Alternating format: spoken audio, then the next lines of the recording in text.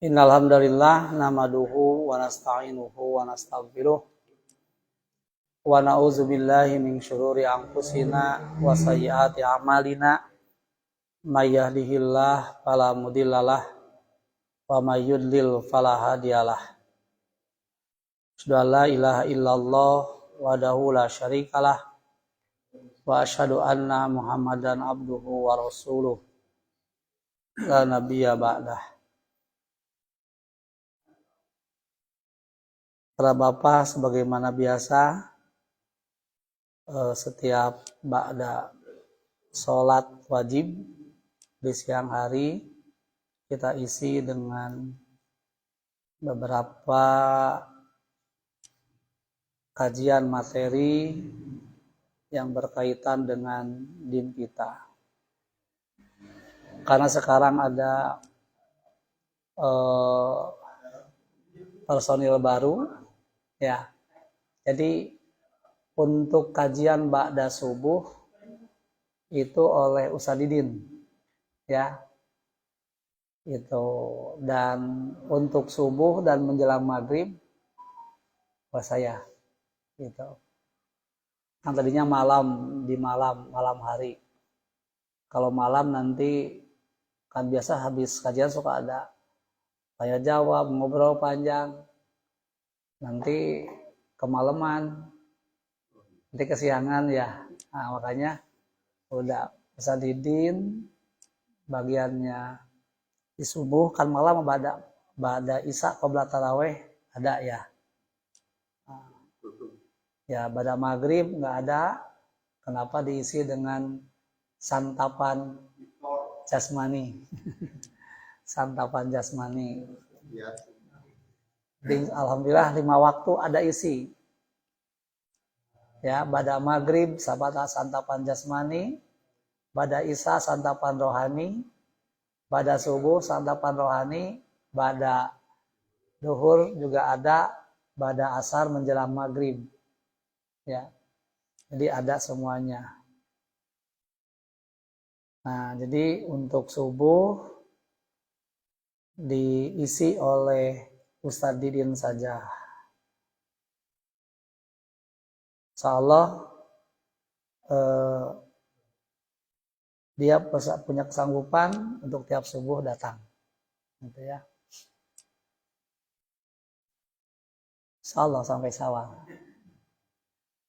sampai menjelang Syawal, menjelang Syawal. Syawal ada Pak Haji Wawan hayang enggal gitu. Ya. Katanya habis maghrib hanya buka saja langsung mau kabur. Sudah tak tahan. Nah, untuk bahasan kali ini kita melanjutkan materi yang tertunda pada hari kemarin, duhur ya. Nah, pada hari kemarin itu yang kita bahas rencananya membahas ayat 105 dan 106 dari surat An-Nisa. Yang baru tersampaikan baru surat An-Nisa ayat 105 yang menerangkan bahwa Allah telah menurunkan Al-Quran itu dengan hak. Hak itu maknanya apa? Mantap. Yang mantap itu tidak berubah. Dan yang tidak berubah itu bersifat pasti. Dan yang pasti itu pasti benar. Maka hak sering diartikan itu benar. Nah, Al-Quran disebut hak karena semua yang berkaitan dengan Al-Quran itu semuanya hak. Yang pertama, yang menurunkannya Allah adalah hak. Kemudian dibawakan oleh Rasulnya, malaikat juga hak. oleh malaikat disampaikan kepada Rasul, Rasulnya juga hak. Kemudian redaksinya juga hak. Tidak ada kesalahan. Dan kandungannya juga hak. Makanya Al-Quran sebagai hak itu secara menyeluruh. Kan kalau tulisan manusia itu ada saja kekurangannya kan. Ya, kalau Al-Quran nggak ditemukan kekurangannya dari berbagai sisi, nggak ada. Ya, secerdas-cerdasnya orang, sepintar-pintarnya orang untuk mencoba mencari kekurangan dan kesalahan, sampai kiamat pun tidak akan dapat ditemukan kekurangannya itu. Itu Al-Quran. Nah, karena Al-Quran itu sebagai sesuatu yang hak, maka Al-Quran itu wajib dipedomani oleh kita dalam kehidupan sehari-hari. Nah, terutama Al-Quran dalam ayat ini Allah pesan kalau ya menetapkan hukum, mengadili itu harus berdasarkan rujukan dari Al-Quran. Bahkan secara khusus Allah mengingatkan kepada Nabi Muhammad SAW dan kepada semuanya untuk tidak boleh menjadi pembela atas orang-orang yang berkhianat. Wala takun lil khainina khosima. Jangan menjadi pembela atas orang-orang yang berkhianat. Ya, walaupun ya sebesar-besarnya jasa pengkhianat kepada kita, nggak boleh kita ikuti. Mau punya jasa seberapapun, kita nggak boleh ya perhatian kita berubah. Terus tetap berada pada kebenaran. Persoalannya orang sering terkecoh. Ya, terkecoh. Sepertinya orang itu bager, tapi ternyata ada udang di balik batu. Aya maksud kedua detik. Betul ngasih, tapi ngasihnya itu ada apa-apanya di belakangnya itu. Nah, seperti yang pernah saya ceritakan berkenaan kasus siapa tuh? Khalifah Umar bin Abdul Aziz itu. Walaupun kepada orang Kristen. Yang kedua, kasus siapa? Rasulullah pada Tu'mah. Tu'mah orang Islam, tapi dia mencuri. Gitu. Kemudian secara dohir buktinya nggak ditemukan. Yang ditemukan ada pada orang Yahudi. Nah, yang ada bukti itu Yahudi. Coba kalau kita kan sekarang pasti akan berpihak pada bukti. Walaupun benar. Kan orang yang dikatakan korupsi sekarang itu, korupsi itu rata-rata karena pelaporannya yang tidak beres. Walaupun sebenarnya tidak ada terjadi korupsi. Tapi karena tulisannya nggak beres sebut korupsi, kan data. Itu data. Gitu. Makanya ini laporan. Laporan tulisannya ada, tapi ternyata walaupun nyatanya ya laporannya benar, tapi nyatanya nggak benar, tetap aja nggak memandang benar. Coba terjadi permasalahan antara berebutan tanah. Yang satu betul asli punya tanah. tapi sertifikatnya nggak ada. Orang nggak punya, tapi sertifikatnya ada. Yang dimenangkan? Nah, makanya itu ya. Jadi dalam hal ini, dalam hadis yang kemarin saya sampaikan, Rasulullah SAW pernah bersabda kan, innama ana basarun mislukum. Aku ini manusia biasa seperti kamu. Wa innakum tahtasimuna ilayya. Bisa saja kalian datang ya mengadukan persoalan kepadaku.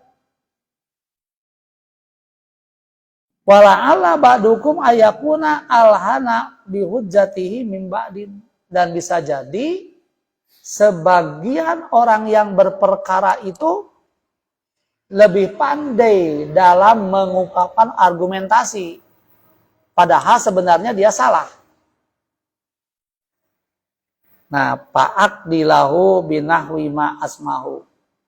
Maka aku akan memutuskan sebagaimana apa yang aku dengar buktinya. Paman qadaita lahu bihaqi ahihi, kalau ingat Rasulullah ingatkan, barang siapa yang memutuskan dengan mengorbankan hak saudaranya, fa innama aqta'a lahu qit'atan minan nari, maka berarti dia itu telah mendapatkan sepotong dari api neraka. Nah itu secara bukti otentik dia benar. Maka disebut yang betul apa? Kebenaran apa namanya? Kebenaran formal. Ya, jadi bukti palsu itu benar secara formal, tapi salah secara material. Ya, jadi secara formal benar, secara material salah. Pokoknya di kita mah kalau ingin tidak disebut korupsi, yang penting tulisannya rasional. Nah, tulisannya rasional dan dipaham. Walaupun sebenarnya tidak ada. Kan data bisa di utak-atik ya. Apalagi sistem. Ini sekarang sistem itu. Nah, karena Rasulullah itu waktu itu hampir saja terpengaruh oleh Tuqmah, karena Tuqmah bersama keluarganya datang menghadap Rasulullah, mereka semua bersumpah bahwa Tuqmah tidak mencuri. Hampir saja Rasulullah memenangkan Tuqmah dan menyalahkan orang Yahudi. Turun ayat yang tadi, kemudian Allah memerintahkan sama Nabi Muhammad, wastaghfirillah. Hendaklah engkau beristighfar, memohon ampun kepada Allah. Rasulullah salah enggak? Enggak berbuat salah. Nah, seperti yang saya sampaikan itu tentang ada kaidah ini, hasanatul abror sayyiatul muqarrabin. Masih ingat Pak Jawan kaidahnya? Hasanatul abror sayyiatul muqarrabin. Apa artinya? Sesuatu dapat dinilai baik oleh orang-orang yang memiliki kebajikan. Itu terus, dan dipandang buruk oleh orang-orang yang senantiasa berusaha mendekati Allah. Saya pernah contohkan tuh berkenaan dengan tulisan anak SD dipandang sebagai tulisan yang baik oleh anak SD itu, tapi dipandang buruk oleh anak SMP. Nah, bagi Rasul SAW terlintas pikiran untuk hal yang kurang baik, seperti yang tadi kan terpengaruh oleh siapa tadi? Terpengaruh oleh Tu'mah bin Ubairik itu. Terpengaruh.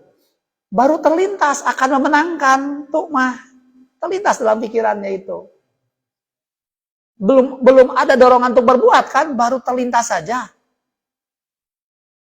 Dorongan untuk melakukannya belum ada. Nah, kecondongan itu ada, terlintas dalam pikirannya itu. Nah, baru ada lintasan saja, bagi Rasul itu satu hal yang salah. Nah, sedangkan kalau bagi orang yang biasa berbuat kebajikan, di antaranya saya Rasul, dipandang salah itu manakala sudah ada dorongan untuk berbuat. Kalau orang-orang awam dipandang salah itu kalau sudah ada action. Bisa dipaham? Ya. Makanya dosa itu ada 3 tingkat nilainya. Tingkatan pertama, dosa dalam pandangan muqarrabin, orang-orang yang senantiasa mendekat pada Allah. Di antaranya para nabi. Nah, apa yang dikatakan dosa itu? Lintasan pikiran untuk berbuat salah. Belum ada dorongan, baru terlintas. Dan itu pun juga ya bukan sengaja melintas, tapi karena memang ada masukan seperti itu. Ada inputnya. Itu terlintas saja dosa. Nah, makanya kenapa Rasulullah sering istighfar? Yang pernah saya sampaikan kan di dalam bahasan Riyadhus Shalihin itu kan, ya Rasulullah istighfar sehari semalam berapa? Sampai 170 sampai 100 kali. Nah, Rasulullah itu selalu introspeksi diri, lintasan saja, aduh tadi, gitu. Nah, Rasul udah tingkat tinggi itu. Ya, muqarrabin itu. Nah, kalau tingkatan orang abror, ada dorongan, sudah ada niat berbuat salah. Baru ketika ada niat berbuat salah, dosa.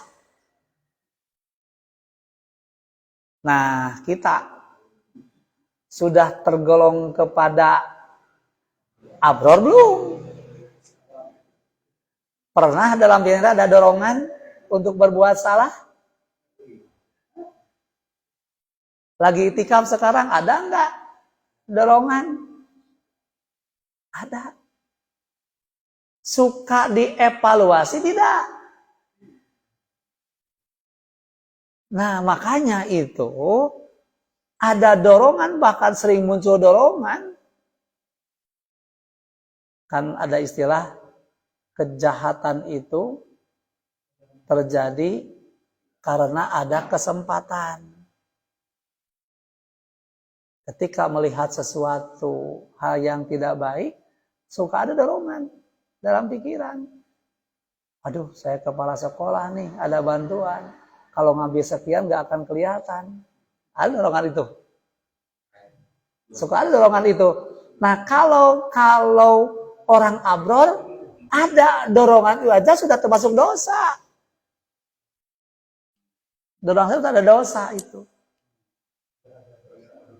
Nah makanya istighfar tidak gitu. Kalau kita ngaku-ngaku sebagai orang yang abror, mestinya tiap kesempatan itu istighfar. Ya? Belum. Oleh Allah itu belum. Itu. Iya, pengakuan dirinya itu. Iya, pengakuan dirinya adalah dosa. Nah, kalau orang awam itu,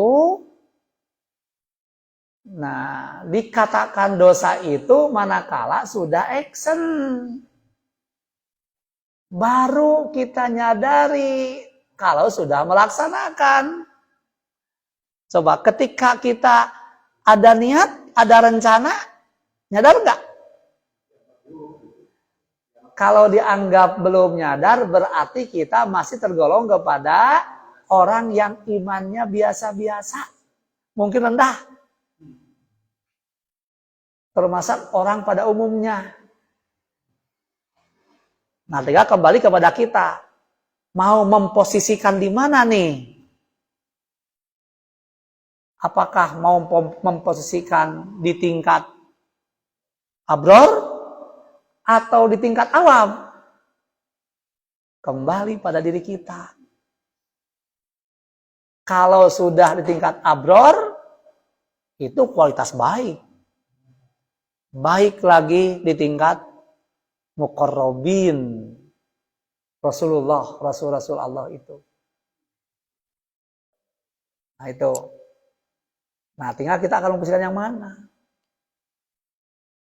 Nah kita harusnya banyaknya beristighfar itu seperti Nabi.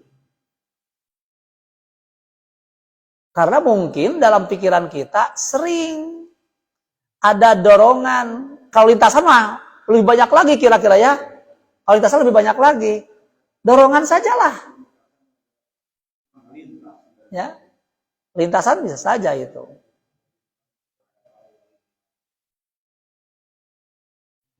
Nah itu. Dorongan mungkin ada. Nah karena dorongan ada, maka ketika muncul dorongan untuk berbuat salah, kita ingat istighfar dan taubat. Astagfirullah. Wa atubu ilaih. Nah, tadi sampai wasadidin ya, ada istighfar yang mbahnya istighfar. Namanya apa? Kalau istighfar baca itu di waktu pagi, meninggal sebelum sore,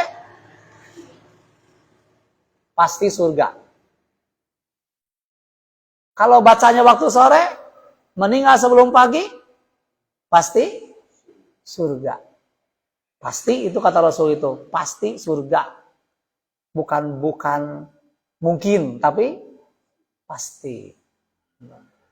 Makanya baca Sayyidul Istighfar mah ya itu diusahakan pagi dan sore mah jangan terlewat. Kalau lupa habis sholat subuh saja tuh dan habis sholat asar. Kalau lupa gitu. Kan gak lama. Allahumma anta rabbi. Nah, kenapa sudah istighfar? Pertama sistematikanya kan? Sistematikanya itu pertama pengakuan Allah sebagai Rabb dan Allah sebagai ilah. Yang dikatakan oleh tauhid rububiyah dan tauhid uluhiyah. Mana Rabbnya itu? Allahumma anta rabbi, ya Allah, engkau adalah Rabbku. Rabb itu apa? Tuhan yang mencipta, Tuhan yang mengurus, Tuhan yang mendidik. Itu Rabb. Nah, makanya yang jadi Rob itu bukan hanya Allah, banyak. Banyak. Orang tua juga Rob kita. Apa buktinya? Dalam doa. Allahumma gfirli wali walidayya warhamhuma kama robba. Nah, itu robba. Tuhan sebagai Rob. Nah, dalam Al-Quran, ayat yang pertama turun kepada Rasul, Allah memperkenalkan dia sebagai apa? Bukan sebagai ilah, tapi sebagai Rob. Kenapa? Karena orang-orang jahiliyah belum menerima Allah sebagai ilah. Maka Allah perkenalkan Allah sebagai Rob. Iqra bismi Rabbika. Bukan Iqra bismi ilahika. Kenapa? Belum pas Allah kenalkan sebagai ilah. Yang penting adalah mereka harus ngakui Allah itu sebagai Rob. Karena di kalangan orang-orang jahiliyah, mereka sudah menerima Tuhan itu Allah. Makanya kenapa bapaknya Nabi Muhammad itu Abdullah, hamba Allah? Karena orang-orang Arab jahiliyah itu adalah agamanya mengikuti agama Nabi Ibrahim. Cuma menjadi menyimpang. Kana nasu ummatan wahidah. Asalnya manusia itu satu umat, satu akidah. Kemudian mereka menjadi berbeda-beda keyakinannya itu. Nah, makanya orang-orang jahiliyah itu sudah mengaku Tuhan itu Allah. Makanya namanya Abdullah. Nabi Muhammad, orang tuanya, bapaknya disebut Abdullah. Nah, ketika orang-orang Yahudi memberitahu akan lahir Nabi terakhir yang namanya Muhammad, di kalangan orang Arab atau orang Yahudi, kalau melahirkan anak rata-rata namanya Muhammad. Maka banyak nama Muhammad itu. Gitu. Karena dengan harapan anak saya lah yang akan jadi Rasul gitu. Harapannya seperti itu. Seperti beri nama Abdullah, harapannya karena ingin anaknya menjadi hamba Allah. Jadi pengakuan Allah itu sudah ada, cuma konsep Allah yang ada pada pikiran mereka berbeda dengan konsep yang diajarkan oleh Rasulullah SAW. Nah, makanya ya Allah perkenalkan di awal-awal itu bukan Allah sebagai ilah, tapi Allah sebagai Rob. Nah, yang kedua, istighfar yang kesana, istighfar yang kedua apa? Allahumma anta robbi, la ilaha illa anta, khalaqtani. Itu. Tiada Tuhan melainkan Dia. Apa Tuhan itu ilah itu? Tuhan itu apa? Tuhan itu ilah itu apa? Tuhan itu adalah, ilah itu Tuhan yang harus diibadahi. Konsekuensi dari pengakuan bahwa Allah sebagai Rob, maka kita harus tunduk kepada yang namanya Rob itu. Kalau kita ngakui orang tua sebagai Rob kita harus hormat sama orang tua. Nah, konsekuensi dari pengakuan Allah sebagai Rob, maka kita harus tunduk patuh kepada Allah. Akui Allah sebagai ilah. Konsekuensinya kita harus ibadah. Makanya di tauhid itu la ilaha illallah, la ma'buda illallah, la muto'a illallah, la mahbuba illallah. Tidak ada yang harus diibadahi kecuali Allah. Tidak ada yang harus ditaati kecuali Allah. Tidak ada yang cintai kecuali Allah. Maka Allah harus lebih didahulukan. Dan Allah nggak mau ada disejajarkan dengan yang lain. Nggak mau sejarkan itu. Nah makanya dalam Isra Istighfar yang kedua tadi apa? Pengakuan Allah sebagai ilah. Jadi pengakuan tentang tauhid uluhiyah. La ilaha illa anta khalaqtani. Nah, lalu kita punya kesiapan. Punya konsekuensi apa? Ya, la ilaha illa anta khalaqtani wa ana abduka. Aku hambamu. Apa hamba itu? Hamba itu apa? Hamba itu apa? Hamba itu adalah orang yang senantiasa merendah dan tidak punya otoritas apapun di hadapan Tuhan. Bagaikan hamba sahaya tidak bisa menentang kepada dunungannya, pada bajikannya. Itu hamba. Senantiasa merendah. Kalau kita nggak boleh merendah kepada orang. Rendah diri nggak boleh. Kalau boleh juga rendah hati. Nggak boleh rendah diri. Kalau rendah hati namanya tawadu. Wa ana abduka. Wa ana ala ahdika. Dan aku siap memenuhi janjiku kepadamu. Wa wa'dika. Ya, wa ana ala ahdika wa wa'dika mastata'tu sekemampuan aku. Kenapa memenuhi janji? Karena kita semua udah berjanji. Ada janji secara umum, semua yang namanya manusia udah berjanji kepada Allah. Ketika dalam rahim, itu, alastu birabbikum, bukankah aku Tuhanmu? Mereka jawab, bala.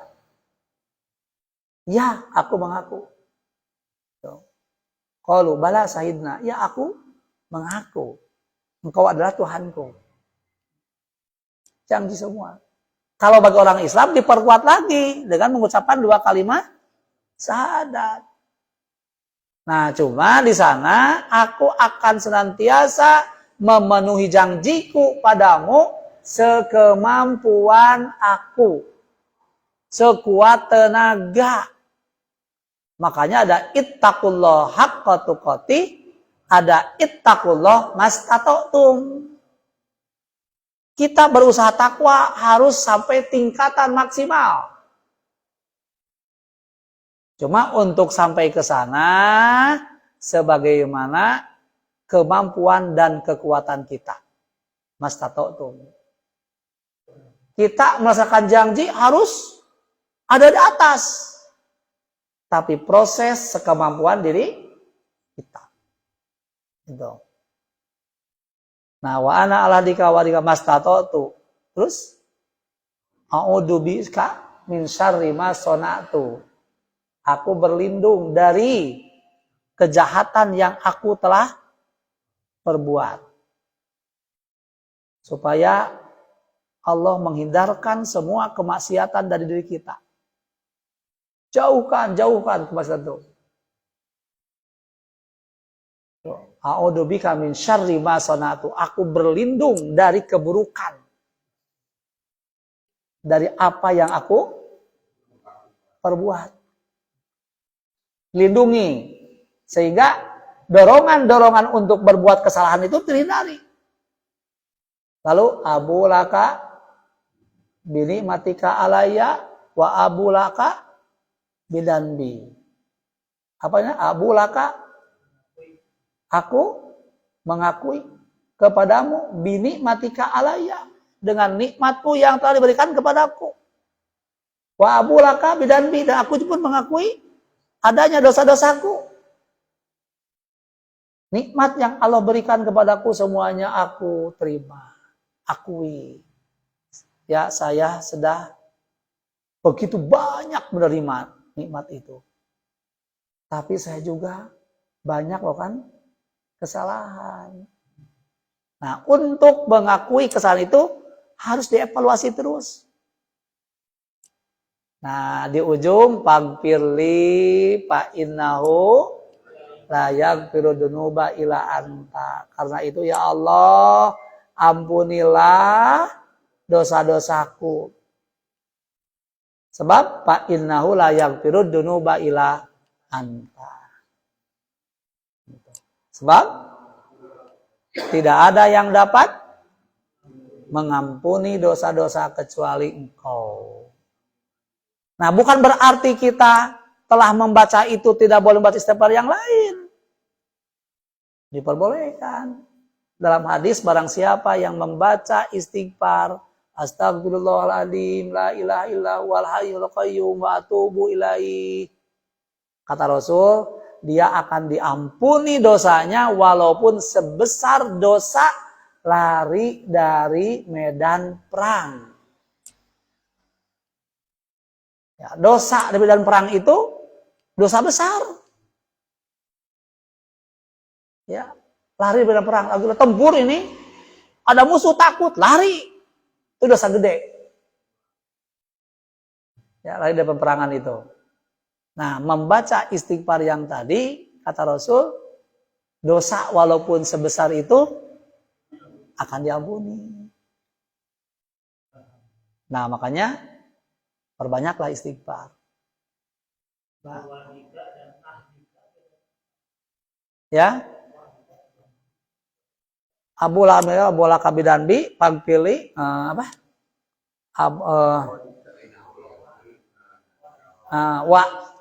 Wa ahdika. Kalau ahdi itu biasanya berkaitan dengan ada waktu. Ya, waktu apa? Aku akan berusaha melakukan semua janjiku. Ya, di waktu aku telah mengikrarkannya. Kalau wa'id itu biasanya kalau wa'ad itu janji Allah yang baik. Kalau wa'id itu janji Allah yang buruk. Nah, kalau wa'ad itu janji secara umum. Gitu. Nah, itu. Nah, makanya disebut sayyidul istighfar itu di sana ada tauhid rububiyah, ada tauhid uluhiyah, ada pengakuan kita sebagai hamba, pengakuan terhadap nikmat yang diberikan kepada kita, pengakuan terhadap dosa yang telah kita lakukan. Nah, makanya bukan sekedar membaca itu, tapi kita harus tahu juga salah kita apa. Nah, kalau kita tahu salah kita itu apa, maka istighfarnya akan mantap. Bukan istighfar di bibir saja. Ya, kalau istighfar di bibir kan hanya apa cangkem jadinya teh. Ya?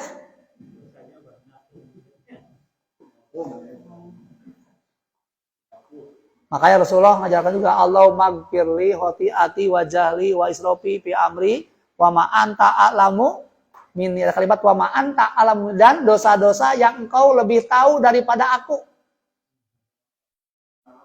Gitu ya. Allahumma gfirli khoti'ati wa jahli wa israfi fi amri wa ma anta a'lamu minni. Ada kalimat wa ma anta a'lamu minni. Dan dosa-dosa yang engkau lebih tahu tentang adanya dosa padaku daripada aku sendiri. Ya, ya. Kita kan sering tidak tahu ada dosa pada diri kita itu. Makanya dengan istighfar yang itu tersapu semua. Allahumma gfirli khoti'ati wa jahli wa israfi fi amri wa ma anta a'lamu minni. Allahumma gfirli. Itu. Ya. Ya, iya kan saum itu kan menghapuskan dosa ke depan juga kalau diikuti dengan saum sitan min syawal, dosa ke belakang, dosa ke depan, itu. Artinya dosa ke depan itu kita akan terjaga diri kita dari perbuatan kesalahan. Ketika ada kesalahan langsung sadar dan kita menjauhinya. dijaring, dilindungi oleh Allah, jangan sampai kita terperosok, terjerumus pada kesalahan itu. Nah, kalau kita istighfar, kata Allah, innallaha kana ghafurur rahim, karena Allah itu Maha Pengampun dan Maha Penyayang. Jadi sebesar-besarnya dosa, kalau kita minta ampun dan bertobat, tidak ada dosa yang tidak diampuni. Nah, makanya harus terus kita akui kesalahan diri kita kepada Allah. Jangan, enggak mau minta maaf, saya mah enggak pernah salah. Orang yang selalu membuat enggak pernah salah, enggak salah adalah orang yang banyak salah. Ketika orang terjadi clash sama temannya itu, udahlah, untuk damai, kau minta maaf saja. Enggak akan saya minta maaf. Kalau saya enggak salah. Nah, itu orang yang menyebutkan saya enggak salah, dialah justru yang paling banyak salah. Ya, nanti kita bahas di surat Ali Imran itu. Wasari'u ila magfiratin mir rabbikum wa jannatin arduha samawat, itu dibahas nanti. Ya, insyaallah. Ya. Gimana?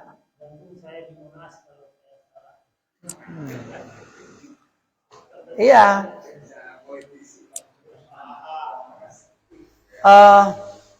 Kesalahan itu, ya, orang mengatakan tidak salah itu adalah di bibir. Coba kalau orang mengatakan, ya, atau Pak Haji Wawan misalkan sama istrinya, kelihatan istrinya itu agak termenung. Mah, punya masalah apa, Mah? Enggak punya masalah apa-apa. Kalau orang mengatakan enggak punya masalah apa-apa, punya masalah. Makanya lihat bola matanya. Bergerak kemana? Ke kiri, ke kanan. Tuh. Kalau bola matanya bergerak kemana? Ke kanan. Ya. Itu berborak ke kanan, berarti itu, ya, kalau bergerak ke kiri, ada kosong. Gitu. Makanya kalau orang bohong dan tidaknya dapat diketahui dari gerakan mata, gerakan bibir. Karakter orang bisa diketahui dengan melihat wajah. Sangat dipelajari kan psikologi itu. Karena wajah kita terbagi 3. Segini, segini, segini. Bagi 3. Ketika bicara, lihat bibirnya kemana. Itu dipelajari. Di psikologi ya, Pak. Nah, itu mempelajari tentang gejala-gejala kejiwaan. Pak Haji Inding lebih tahu tuh, guru, tentang ini mata. Karena seorang guru melihat semua murid. Begitu masuk, lihat semua wajahnya. Gitu. Akan diketahui yang dusta, yang itu. Nah, itu aja lah, ya, melengkapi bahasan yang kemarin. Gitu. Jadi perbanyak istighfar. Apalagi di bulan Ramadan, istighfar kita pasti diterima oleh Allah. Di samping saumnya juga dapat menggugurkan dosa-dosa kita. Silakan, kalau ada pertanyaan. Cukup? Enggak.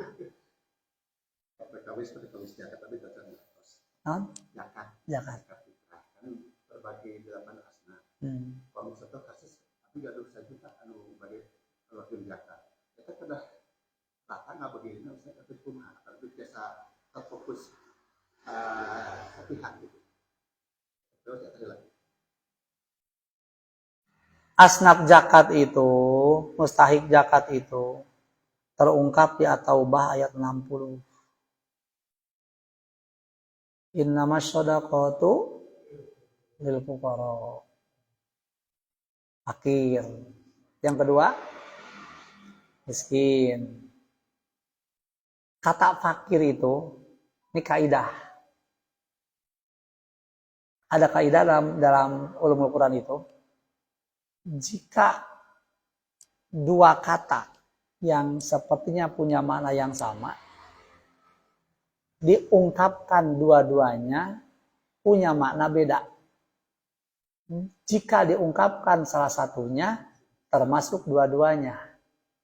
Paham? Jika diungkapkan dua-duanya, berarti beda. Jika disebutkan salah satunya, berarti termasuk keduanya. Kalau fakir dan miskin, dua-duanya ada, berarti fakir dan miskin beda.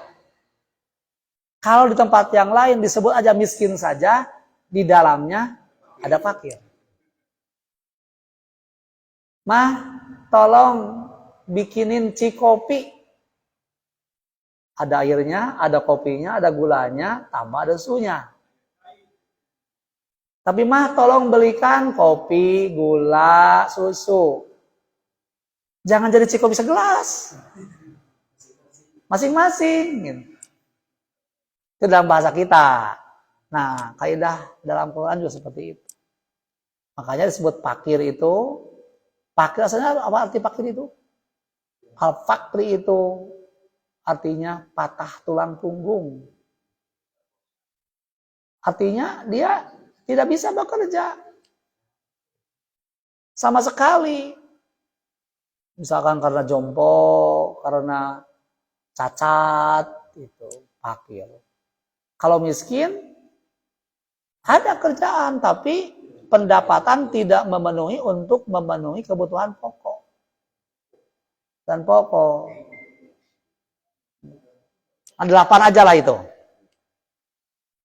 Nah, yang 8 asnaf itu diteliti mana yang ada dan mana yang tidak ada. Kalau ada, mana yang lebih diprioritaskan. Tuh, yang bersama yang diprioritaskan itu. Rasulullah itu waktu itu ada 2 sahabat yang miskin. Apa orang miskin? Yang satu Islam udah lama, yang satu Islamnya baru, belum lama. Karena ketersediaan hartanya sedikit, maka Rasulullah diberikanlah kepada yang baru. Sahabat nanya, kenapa ya Rasul? Dia juga kan sama miskin, kenapa dikasih?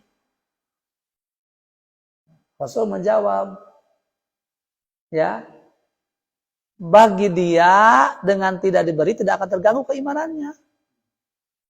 Kalau bagi ini, nah itu. Nah makanya dalam hal ini, kalau sekiranya itu adalah dapat bau keimanannya itu, ya itu. Makanya mu'alaf ada 2. Ada mu'alaf, memang orang kafir diharapkan tidak mengganggu orang Islam dengan kafirannya itu. Yang kedua, orang Islam yang keimanannya masih lemah. Nah, jadi kita analisa lagi mana yang diprioritaskan itu. Itulah adanya amilin itu. Amilin itu kan tugasnya itu sebagai peneliti mana yang benar-benar miskin. Dan amil juga harus meneliti siapa yang muzaki. Harusnya kalau amilin itu, waktu panen datang ke sawah. Disaksikan ngilaunya itu. Oh segini, udah zakatnya segini. Boleh nggak kurang? Nggak boleh. Ini aturan. Itu amilin tugasnya itu.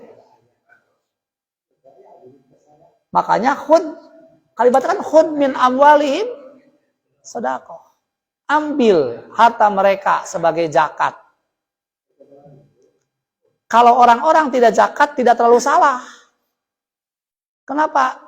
Barangkali fungsi amilinnya belum maksimal. Nah, tapi situ sekarang ini amilin kan terkesan ini gitu kan ya. Makanya kalimatnya bilih badai zakat harusnya zakat kamu segitu. Kan khud min awalihim. Nih, Pak Haji Dedi pengusaha datang. Meriksa itu catatan keuangan itu periksa. Nih, zakatnya sekian. Kan sekarang pajak dikejar kemana saja. Ya. Kalau pajak nggak ada konsekuensi akhirat. Kalau zakat ada konsekuensi akhirat itu. Menyelamatkan akhirat. Makanya amilin itu menyelamatkan umat. Menyelamatkan umat itu. Ya itu harus tersebar nih. Nah, cuma di kita ini belum punya kekuatan. Kenapa? Ya. Jadi amil itu harusnya ASN gitu. Kalau negara-negara itu kan orang Islam tuh udah langsung. Kan sampai-sampai kan masa Abu Bakar itu yang tidak menyerahkan perangi itu. Ini umirtu an uqatilan nas. Aku diperintahkan untuk memerangi orang-orang sehingga orang itu mengucapkan kalimat syahadat, melaksanakan sholat, mengeluarkan zakat. Nah makanya fungsi amilin itu seperti itu. Cuma di kita sekarang amilin belum berfungsi secara maksimal.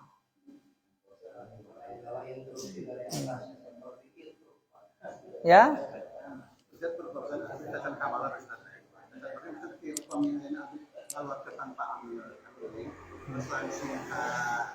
Menerima zakat, kami 100% sadanya keadilan biasa dibagi.